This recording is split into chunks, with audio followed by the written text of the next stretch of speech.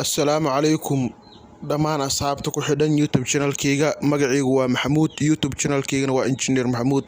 Waa mar kale iyo muuqaal cusub. Haddii uu muuqaalkan ku soo gaaray, subscribe dheh, sidoo kale like.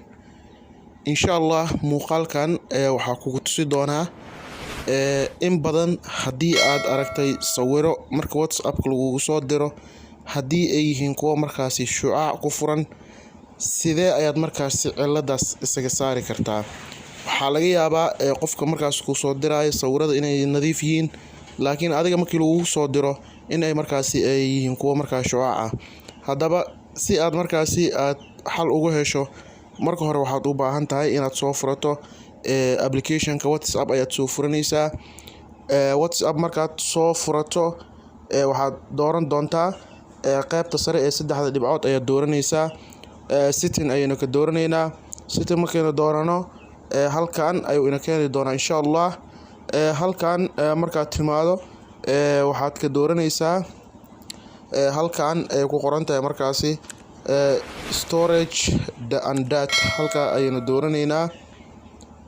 Halkan markaynu doorano waxaynu tagaynaa halkan photo upload quality. halkan ayaynu dooranaynaa. Halkan markaynu sidaa u doorano waxayna ka dooranaynaa halkan oo ah best quality. Halkan ayaynu dooranaynaa best quality. Kani ayaa ah markaasi midka ugu wanaagsan haddii markaasi sawir adiga aad diraysid iyo haddii lagugu soo diro, labadaba markaasi waxay noqonayaan kuwa markaasi quality-gooda oo markaa aad u wanaagsan yahay. Kadibna okay ayaad dhigi doontaa. Qaybta hoose hadda waxaan ka arki karnaa best quality inay markaasi inoo saaran tahay. Daawade haddii uusan ku ahayn sidan ayaad ka dhigan kartaa.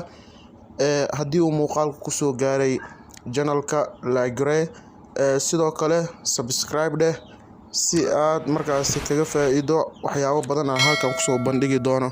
Waad ku mahadsan tahay daawashadaada daawade. Waa mar kale iyo kulan dambe oo xiiso leh.